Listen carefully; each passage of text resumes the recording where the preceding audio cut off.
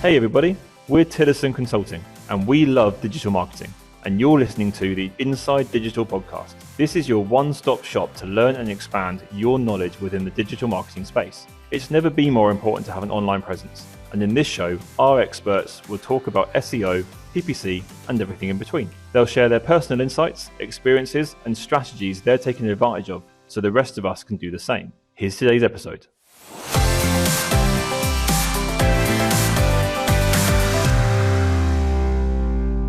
Hi, I'm Mark Tillison. Today's podcast is all about growing e-commerce stores. It's a pretty big topic, and I'm joined by Apphia. Say hi. Hello, I'm Apphia, one of the PPC campaign managers. And we're going to go through some tactical marketing for your e-commerce store. So shall we begin looking at how important would you say is targeting advertising for e-commerce? I'm obviously going to say super important. I think a lot of e-commerce stores make this mistake. E-commerce stores that are really successful don't, and that's probably why they're successful. But I talk to a lot of e-commerce stores that are they're doing e-commerce as a means to make money. They start with the money. What can I do to make money? What products can I buy to make money, right? And there's a lot of get-rich-quick schemes that just frankly don't work.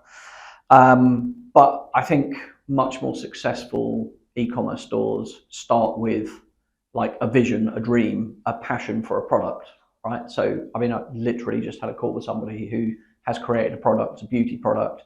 He passionately believes in the product. He created it through his own experience for something for himself, and it just comes through, right? So the targeting bit, to get back to your question, is you need to understand who that audience is, and then you have a product that fits the audience. So you have to start with that persona. Who is your audience? What is their problem? What problem are you solving? If it's indeed a problem, it might be a beauty product, or it might be could be any number of things, right? But what does this solve? Who is your audience? And if you know who your audience are, then you can choose how you would target them. So, for example, this particular strategy we're talking about, running meta ads with Facebook. So discovery ad, but we're targeting an audience who would need this beauty product, and then creating the offer, driving them to a sales page and doing the sale there, right? Whereas there are other products like ink cartridges where they're not going to work too well on Facebook. Right, it's not really a discovery product. That's more search. Yeah, I have a printer. It's out of ink. This is my printer. I need some ink for it. Yeah. Right, it's more I know exactly what I want, and that's more kind of a search product. But yeah, I think if you get the targeting wrong, then nothing else works. And the targeting comes from understanding who your audience is and why they need what they need, or what you think they should need, and what they want right at that moment in time. What's driving that? What's the emotion behind it? And then the targeting kind of comes from there. Yeah, I think you're right. Definitely the targeting is really super important when you come to meta ads, as you were saying. You've got to think about who you're targeting to, and those ads have to be tailored for your audience. Like, for example, a beauty product, if that story of telling them that they're going to feel more beautiful, for example, is going to work really well in that audience. But perhaps just telling them, the ingredients of a beauty product isn't going to work as well, because that's not what the audience are interested in. So it's just understanding your audience and targeting them well, whatever e-com ads you're doing for your product. So I'm going to put you on the spot. Have you got an example of bad targeting that just utterly failed? Can you think of one? Don't know. Do you have an example? Trying to think. Yes, so just in search specifically, just kind of targeting the wrong search term. Yeah. Where the intent is just completely off, right? So a classic example, right, is bidding on other brands. Yeah. Right. So I've had this with a client before, where you bid on the kind of normal keywords for the products. Let's say it's dining room table and chairs, right? Yeah. And this is, you've got a furniture store, an e-commerce store, and you sell dining sets, and maybe you sell crockery, cutlery, or whatever. and it's going quite well, and you're getting some sales, and of course you choose to bid on your own brand or not. That's fine, but there's search volume for people looking for IKEA tables, IKEA chairs, IKEA tables and chairs. Right? Let's bid on that. Mm-hmm. Don't bid on that. Right? That's the targeting is just completely wrong. Yeah. Now, if you want to create awareness in an audience that is considering purchasing IKEA products, that's not search, right? The problem you've got is, number one, your pages and your ads are not relevant to IKEA. So your quality score, your ad rank are going to be poorer compared to your other search terms. The second thing is, this person sounds like, so your audience, know your audience, what we were saying before, it sounds like they already have made a decision. They want to buy something from IKEA. Yeah. And then we have to work, no, IKEA's rubbish. You should buy from us instead. Instead of someone going, I want to buy a table and chairs, we go, we've got good table and chairs. Yeah. Our chance of converting those customers or those users, those searchers into customers is way higher for non-brand search. Yeah. Right? Imagine standing outside a BMW garage going, come and buy a Mercedes, come and buy a Mercedes. Probably not going to be as effective as just saying, well, you need a car, come and buy a Mercedes. Yeah. Right? So even just in that search example, it becomes kind of crystal clear when you kind of think about it. But people do it all the time. Or they allow it to match in their search campaigns and they don't do anything about it. So yeah, if someone's looking for a competitor, and obviously with search, the targeting is much more specific in terms of every keyword you're bidding on, every every search term potentially you could match. But yeah, that's a kind of classic example. Which kind of moves us on to like the data. So we wanted to talk about like letting the data be your guide, making data-based decisions. Yeah. So just some thoughts on that. Yeah, I think, if you're not leading with data, you're sort of, walking blind and not really knowing what your campaigns are doing. So, I think we've had lots of examples of e-commerce stores that have incorrect conversion tracking, for example, and that data feeding into Google Ads, for example, is wrong, and then Google will be optimizing wrong, and that doesn't help you out. So you need to make sure that your data is correct and that you're following your data to a point, because obviously there's offline conversions, there's conversions on different devices, there's things that you can't track.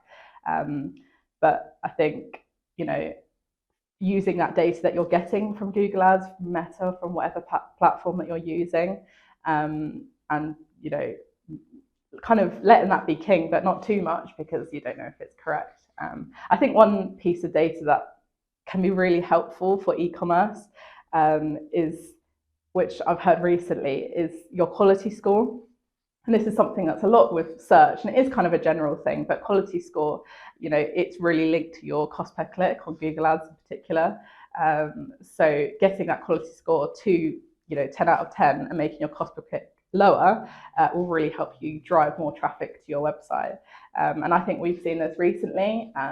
Kind of is a hidden metric in Google Shopping. It doesn't say there's a quality score, but I feel like we've recently figured out there sort of is one. Yeah, 100%. Making your landing page more relevant, more user-friendly, decreases your cost per click and drives up, impression share and things like that. And that is really what is going to make you stand out from your competitors. When you're above them in the results page, and when people are seeing you more frequently, because they will when you've got a bigger budget, when your cost per clicks are lower, that really benefits you. And using those kind of hidden metrics, because they're not on like the default view if you're looking at Google Ads, help using that data to lead you into making better decisions, thinking, oh, my priority this month is going to be working on my landing pages so that my cost per click's lower, my quality score's better.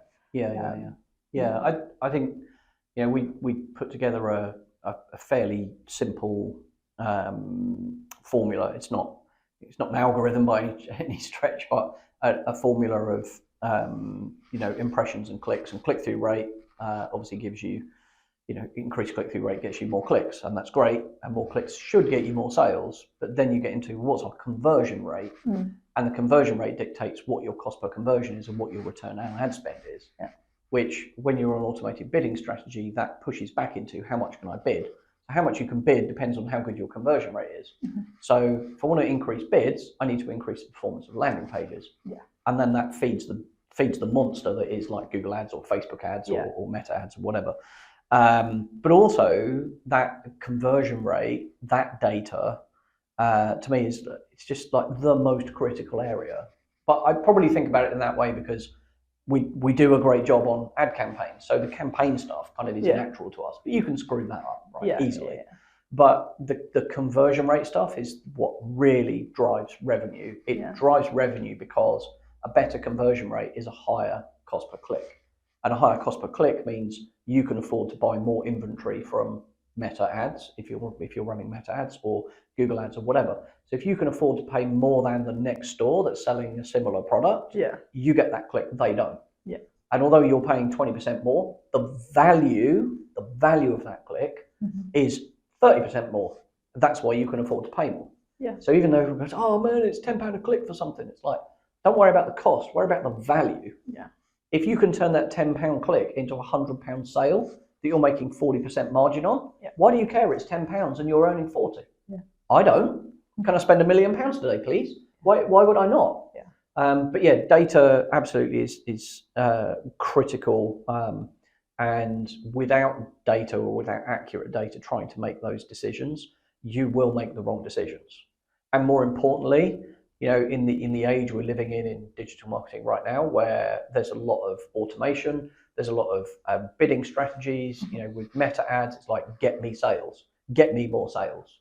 But if the conversion data isn't telling you when you're getting sales, even when you are, because it's not accurate, it's going to, and the same with Google ads, and we've seen this, as you mentioned, with a client recently, with Google Shopping and Google ads generally. The reporting was so inaccurate that we were actually achieving 230% more revenue than Google ads was crediting itself with. And because of the automated bid strategy, that meant that it thought that it wasn't converting as well as it was. Our return on ad spend wasn't hitting our target, so it lowered the bids and lowered the bids and lowered the bids. Our visibility dropped, we got fewer clicks, therefore less revenue. So the whole thing kind of did this. When we recognized that, and we've built a tool to do this, a sheet that we're going to share. So just comment or whatever, and we'll get that sheet to you just to do your own analysis between Google ads and Google Analytics and real world, so you can understand where that gap is. But what we discovered, as I say, was this big gap of 230% more revenue. So when we then adjusted that return on ad spend, all of the sales like massively started flying. So Google ads is reporting like, oh, you're only really getting 200% return on ad spend. But we know in reality, it's more like nearly 600, which is where we need to be. We're actually making a profit. But the Google ads data is saying, oh, it's not working. So the whole thing like flatlines. So yeah, I think the more data you have, the better that is going to be. Obviously, in the 230% inaccuracy, the real answer is fix the damn tracking. But that's another problem for another day. But yeah, and then the other thing I think with data is there are so many points of data that it's really easy to get distracted by the wrong metric. So, you know, with SEO, for example, classic thing, how much traffic, how much traffic, how much traffic? I just want more traffic. Okay, great. Write loads of blog posts, loads of informational stuff, get more traffic. We're not making any sales. Only you said more traffic. So, you know, fixate on the right thing. Am I number one? Am I number one? Do you know what? I don't care. How much traffic did I get? But more importantly, how many sales did I get off the back of that traffic? How many times was organic involved in my conversion funnel? Where is the value of doing SEO? Right? It's not just about get me more traffic. That's, to me, that's like vanity. Like I get you more traffic with SEO, but if you're not interested in sales, just the vanity of my website gets 100,000 visitors every month. That's actually relatively easy. Might not be valuable, might not be do anything, but that's something you care about, then great. But you know that. So I think accurate data and focusing on prioritizing the most important data points as well is really important. So you know the revenue number really important, like Google ads. But if your revenue is 10 grand a day and you're spending 15 grand a day, well, okay, then that's not the most important metric, then, is it? Any fool can spend 15k and generate 10. That's easy. Like, just give Google money. So I think you have to focus on revenue and return on ad spend. Yeah. But the metrics that lead into that are cost per click, conversion rate, and a number of other metrics which end up with the most important, your North Star metric, if we want to call it that. And then the same with SEO and organic as well. I think you do similar things there as well. So talking of which, so full marketing funnel. So we talked about the funnel a lot. It is our logo. What does that mean in practical terms?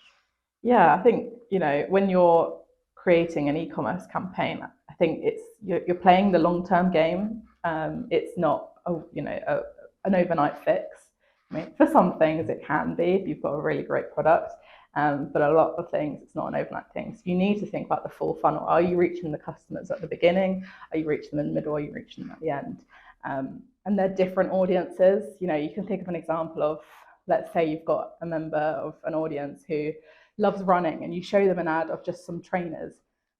They might buy that instantly, but if you show that ad to somebody who's not interested in running, they're not going to remember that in 6 months' time when their doctor tells them they need to go for a run. You need to create ads that are relevant for each member of your audience in that different stages of the funnel.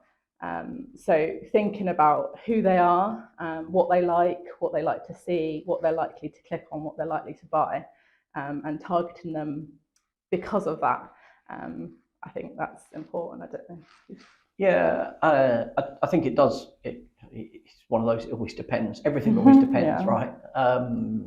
But yeah, I think when you're talking about a more considered purchase, so something that has kind of more technicality to it. So if you're buying a car, for example, there might be so many different factors that you're thinking about.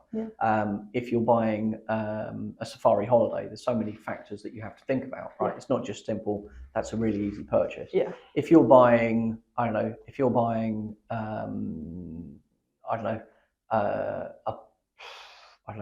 film on Blu-ray, not that anyone does that anymore, but or you're just buying 24 cans of soup or something, right? You already know what that product is. It's not like massively expensive, and you already know what you want, and it's a really short funnel, right? You search, you click, it's in stock, and I buy it, right? Because you already know the product, you're already pre-sold. Compared with something that is more complex and more expensive, you have this much longer funnel, this consideration phase, there's a research phase. And the length of that is kind of proportional to how much more expensive it is and how much more technical. Multiply the two together. So when you've got something that's like super technical and super expensive, that funnel is huge, right? It takes dozens of clicks, loads of like visits to a search engine, or loads of ads on Facebook and seeing and thinking about this. So if you think about like the Safari example, that's like a 6-month funnel for the vast majority of that audience. Most won't have been on Safari before, so they'll be going, well, what's a Safari about? What do I need to think about? What do I pack? How does it work? Where do we stay? What do I need to think about? How fit do I need to be? Like all these different things. Am I going to be walking? Like loads of things you would have to think about. That is like all the way through this funnel. So when you're talking about that kind of purchase, well, that's not directly e-commerce, but when you're talking about that kind of purchase, there's lots of stuff you need to do top of funnel to create visibility of your brand and trust in your brand. This is an expensive thing that I'm going to buy. I'm going to buy it from somebody I trust. I'm not just going to go, oh, they're a bit cheaper, I've never heard of them, I'll buy it, and then feel like, maybe, oh, hang on, I'm going to have a terrible time. Right? You're not going to do that. It's high trust. So you need to be much more active in top of funnel to create that awareness of your brand and trust in your brand to be able to convert later on. So all of the holiday providers and TV ads and magazines and PR and everything, it really works and it's necessary, right? If you're selling if you're selling a TV bracket, less important. Right, it's almost an incidental purchase, and you're just going to mainly buy on price and maybe reviews, but you don't need a TV ad, right? I don't need that level of trust. So that whole funnel, and then the bottom part, which is super critical, we touched on before, which is the conversion rate on the landing pages themselves. So social proof, is it in stock? How quickly am I going to get it? That conversion rate optimization. Through those 3 stages, they're all critical. but depending on what your product is, top of funnel might be more or less critical. Yeah, it's just appearing in every single stage a customer might consider purchasing. Being visible every step of the way. Yeah. When you're researching, we're there. We've got some blog posts. When you're researching, there's our YouTube videos. Yeah. And because you're doing that, we are targeting you across Instagram or Facebook with paid ads for videos about the location you're interested in, right? So we're just having that conversation and building that trust for weeks and weeks and weeks and weeks, or days and days and days, depending on what the product is. Yeah, because the funnel can be really long, as you say. There's some things that are, you know, for example, if you're looking for car insurance and you show somebody to an ad, show someone an ad that they bought car insurance last month, you need to be in their mind for 11 months until they buy their next car insurance, right? So, you know, however you do that, you know, they're going to come to that, the time to renew their car insurance, they need to remember who you are.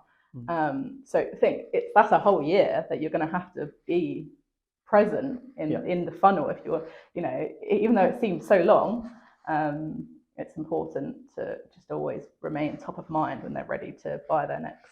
You just hope they ignore the renewal letter and renew automatically, and you got their business. Well, yeah, that's that. But yeah, for more kind of complex insurance, so if you're talking about fleet insurance, something like that, that's very different, product to like your car insurance or my car insurance. It's like totally different. Or I don't know, something for an articulated lorry or something. I mean, that's a different product, right? That's not just I'll just go with the cheapest quote. No. That has massive impact. It does, yeah. Right? So brand is going to be important with some of those things.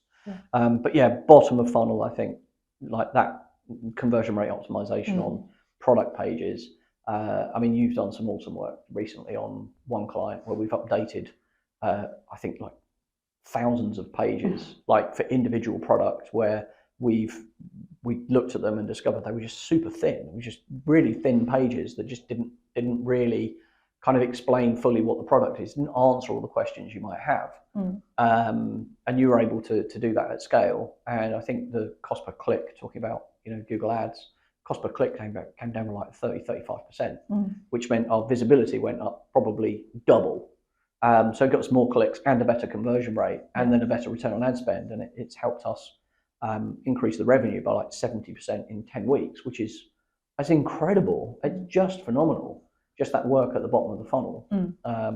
So yeah, I think, you know, it'd be such a shame if, you know, you put on all that money and time into getting their attention and driving that awareness, and they come to buy the product and you've got a really rubbish landing page. Like, you've literally wasted all of that time. So you need to make sure from beginning to end, everything is almost flawless, right? And they're ready to convert. They want to convert, but you've got just 3 points about your product, you know, and that's just not going to sell it, right?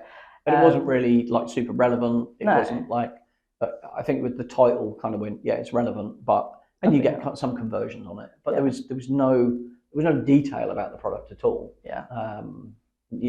So the sales proposition on that landing page was like really poor, or thousands of them, as it turned out. But yeah, it just shows you, even with relatively simple changes, like how much of an impact that has. But I would say, you know, if there's one thing to take away from this podcast today, is you've got to focus on sales proposition, right? The landing page, the journey through your website as an e-commerce store is so critical. It's so important, and that's what's helped us scale multiple e-commerce stores over £1 million turnover. Is focusing on that personalization, focusing on that journey through the website. You know, and that's the thing that almost you leverage that to build everything else, right? I can afford to spend more on Google Ads or Facebook ads because my conversions are better. I'm getting a higher return on every click because my landing pages are working better. The average order value is better because of the optimization we've done. Therefore, we can pay more per click than the next advertiser. And if we keep kind of going, well, it's 3 or 4% better. I think it's something like, if you improve by 6% every month for 12 months, you will double your conversion rate. Doubling your conversion rate for Google Ads or Facebook ads for that matter means that you can pay twice as much per click than you were, and that probably gives you 3 times the amount of clicks and revenue. That's roughly how the metrics work. So that's not through necessarily optimizing Google Ads anymore. I'm not suggesting don't do it, but just by optimization alone on the journey, on the sale part, not the marketing bit, has a huge impact.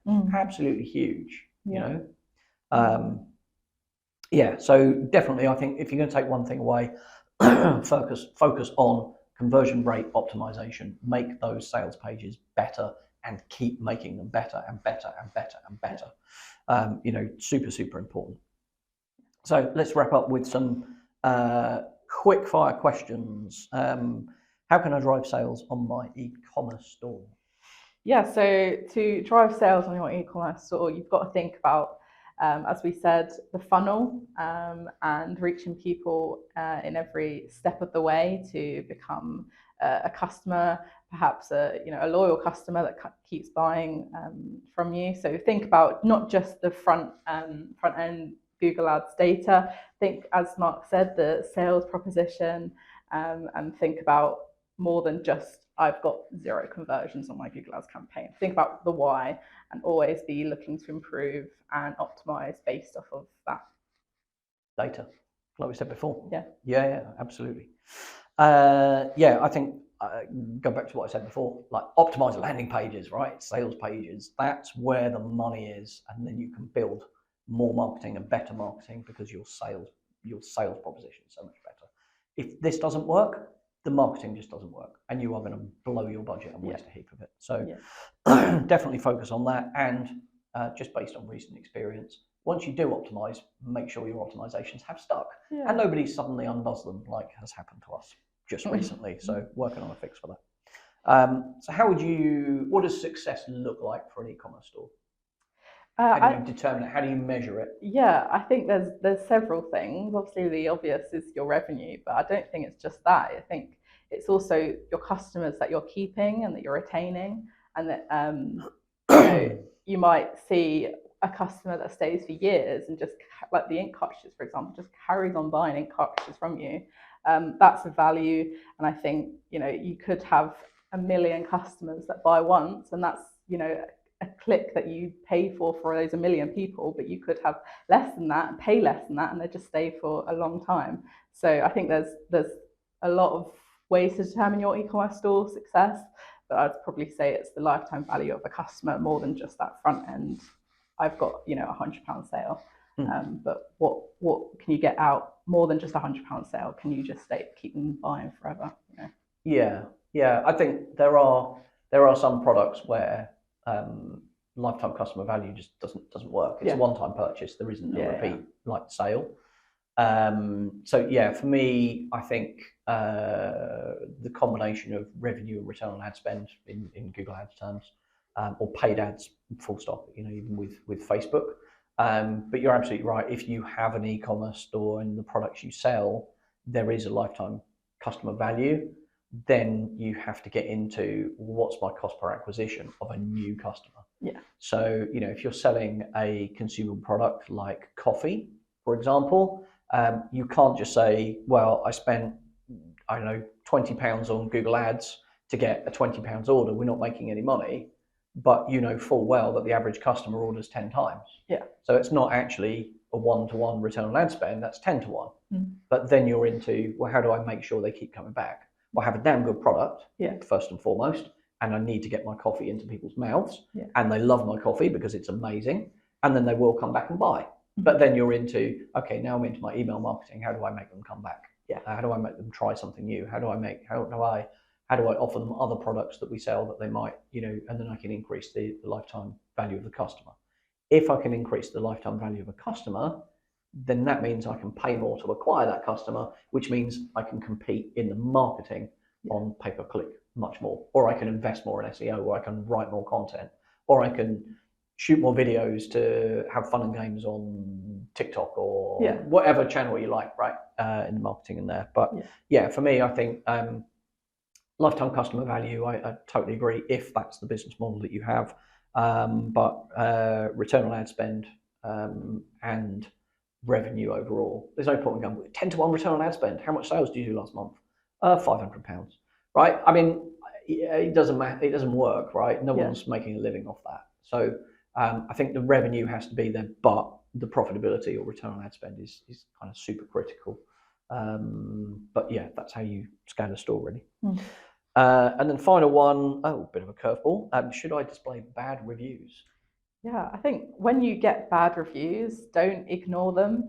Don't let them just sit there and you do nothing about them, because bad reviews do show that you're a real business, that, you know, you're not just perfect. I think people don't trust perfect companies.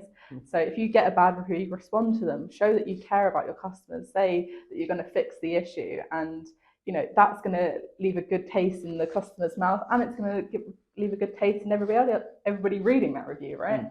You know, that bad customer might say, oh, I had a bad product, but actually the company got in touch with me and they gave me a new product. That's going to be a really good review. So turning that bad into good.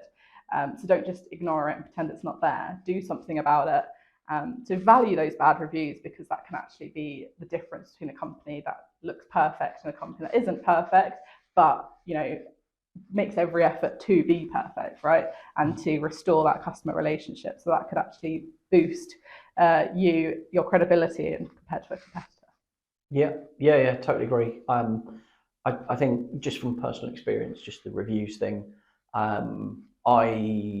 if I'm looking at a product or a service, like I'm looking at reviews of a business of someone I'm looking to buy from, I actually look for the bad reviews.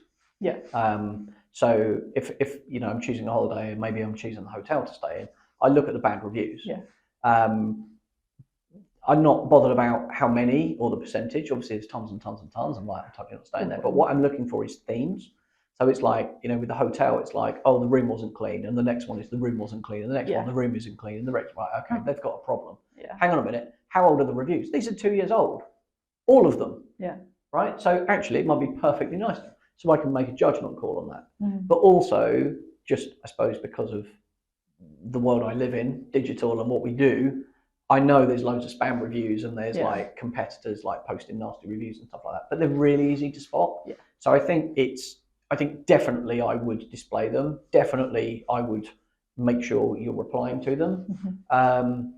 Here's something I'd love to do, right? If someone is brave enough to do this, I was thinking about this just in the last couple of days, is having on your landing page literally the bad review, and then how you managed it and turn it into a positive. So so we talked before within the team about the pratfall effect, right? And it is that kind of, we're not perfect, there is this thing, but how you manage it, how you react to it, and what you did about it, that tells me, okay, you're not perfect, but nobody is. And frankly, if you expect perfect every single time, I don't want you as a customer, right? And you shouldn't. But you know, you're always going to get like trolls and the rest of it. But what happens if this goes wrong actually gives me real confidence that this is somebody I want to buy from. So when I see that you've reacted in the right way and said, look, please contact us for a full refund, we're really sorry that you're unhappy with the product, this doesn't happen very often. I'm like, well, okay, that just gives me confidence. If something goes wrong, it's unlikely to, because you've got 1,000 other really positive reviews. But if something goes wrong, then I've got the confidence that you're gonna deal with me properly and correctly. So absolutely, I think like poor reviews. But wouldn't it be great to do an A/B test on a landing page, like with 10% of someone's traffic, and just go, how does that actually impact? Let's see how much. Wouldn't it be amazing if we discovered, if someone was brave enough to do a A/B test like that actually the conversion rate went up because it wasn't perfect. I mean, I'd love a client to be brave enough to let us do that, but they probably won't. Good. Should we wrap that up there? Yeah, that's good. I think we've covered some good topics. Good luck on your e-commerce store. Yeah, chase the numbers. Thanks for joining us for this episode of the Inside Digital Podcast. Make sure to visit our website at tillison.co.uk, where you can read more about the topics discussed in this show and much more. If you're looking to get started or to continue your digital marketing journey, we can help. Just reach out to one of our experts through our website. We'd love to hear if you found value in this show. Please leave a review and be sure to tune in for our next episode.